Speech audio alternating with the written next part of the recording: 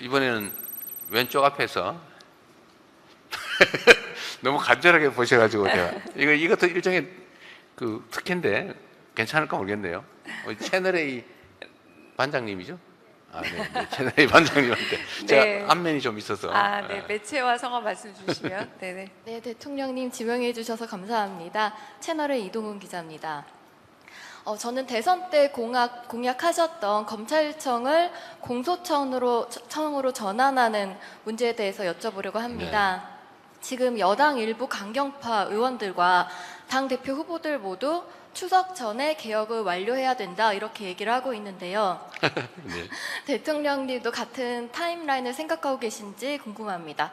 그리고 정성호 법무부 장관 후보자를 지명하셨고 또 검찰 출신인 봉국 민정수석을 임명하신 게 또 속도보다는 조금 더 이렇게 부작용 없는 개혁을 추진하시려는 거 아니냐 이런 분석도 나왔는데 여기에 대해서도 여쭤봅니다. 네.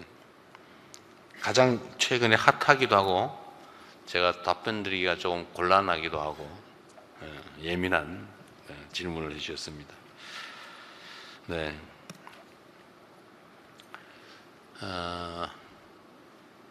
검찰 개혁 또는 이걸 포함한 사법 개혁은 사실 뭐 매우 중요한 현실적 과제죠.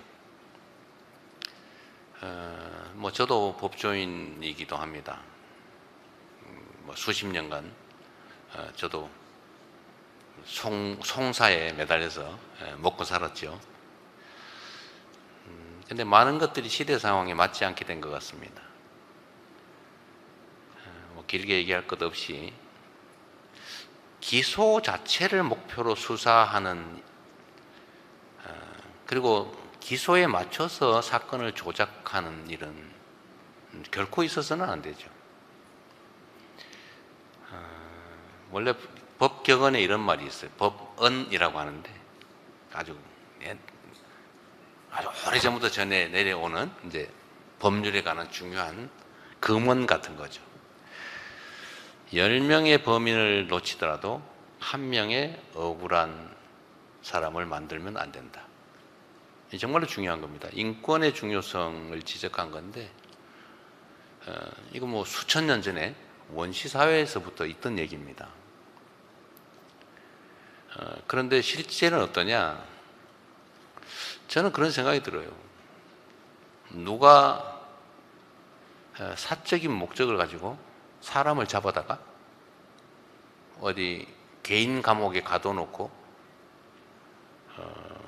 또는 목숨을 빼앗거나 이게 나쁜 짓이잖아요. 이건 이론의 여지가 없는 나쁜 짓이죠. 절대로 용서할 수 없는.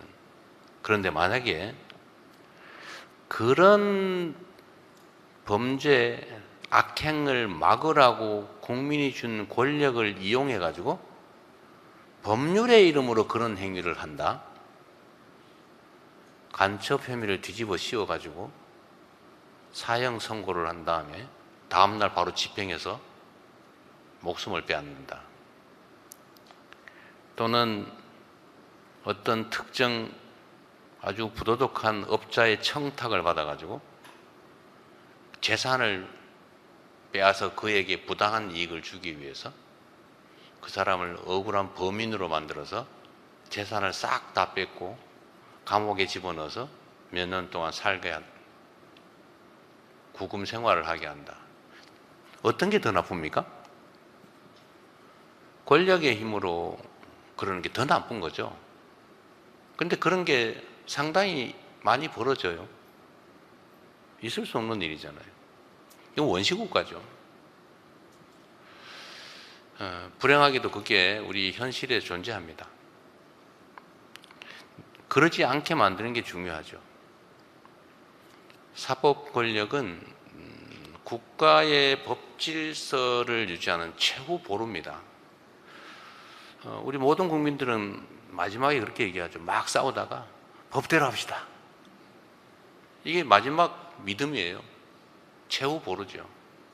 그런데 그 법이 경찰의 권력 집중 문제는 이제 자치경찰 제도와 또 관련이 있습니다. 근데 그건 지금 여유가 있으니까 좀 나중에 미루더라도 수사권과 기소권을 분리한다라는 점은 이견이 없습니다. 그러니까 우리 이동훈 반장님이신가요? 네, 이동훈 반장께서도 왜 하냐 또는 하느냐 마느냐를 묻는 게 아니라 언제 하냐를 묻는 거죠. 추석 전에 하자라고 지금 당대표 후보들부터 열심히 말씀하시는 것 같습니다. 제도 자체를 그때까지 어릴게를 만드는 건 가능할 수도 있을 것 같아요. 또 국회에서 하면 저야 뭐 어떻게 할 수 없잖아요. 국회가 뭐 제가 마음대로 할 수 있는 것도 아니니까. 그런데 완벽한 제도가 정착되기까지는 한참 걸리겠죠. 그러나 중요한 거는 뭐 그때까지 정리할 수는 있겠죠. 국회가 결단하기 나름이다 말씀을 드립니다. 저는 뭐 협의는 하되 국회를 존중해야 되겠죠. 다만 이 과정에 이제 이 검찰 인사 문제가 사실은 걸려 있어요. 법무부 장관, 민정수석, 뭐 법무장관 임명되기 전까지 법무장관의 권한을 대행할 법무차관, 그리고 실제 현장에서 검찰 사무를 지휘할 주요 뭐 검사장들, 이 문제는 또 남아 있죠. 이게 속도하고 관계가 있냐는 질문에 대해서는 제가 관계가 있는 것 같기도 하고 없는 것 같기도 하고 그 생각은 안 해봤어요. 근데 관계가 조금 있어 보입니다. 근데 제가 자주 말씀드린 것처럼 검찰 개혁은 국회가 하는 겁니다.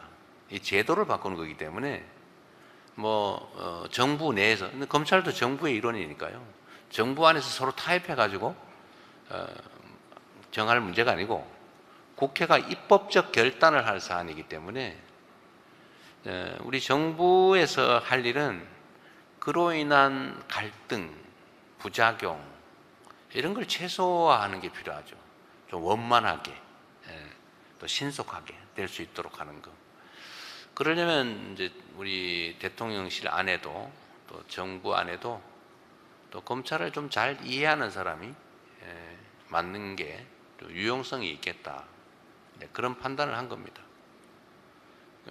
그리고 그 담당자들이 아까 잠깐 말씀드렸습니다만 그 담당하는 주요 인사가 과거에 누구와 가까웠느냐? 그 가까웠고 아는 사람이고 뭐 인연 있는 사람을 다 골라내면 남는 게 거의 없을 것 같아요. 말씀드린 것처럼 그러나 공무원, 특히 그게 누구든 간에 직업 공무원은 선출된 권력의 의사에 따를 수밖에 없어요. 뭐 안 따르면 바꾸면 되지 뭐. 임기가 있는 선출직이나 임기가 있는 공직자와는 다르잖아요. 뭐 누구든 간에 제가 아무 때나 바꾸면 되죠. 결국 대통령이 결단할 사안, 그리고 국회가 입법할 사안들이어서 그 개별 인사에 대해서 너무 걱정하지 않으셔도 된다. 그 말씀을 좀 드리고 싶고요. 속도와 관계가 있는지는 아까 말씀을 드린 것 같습니다.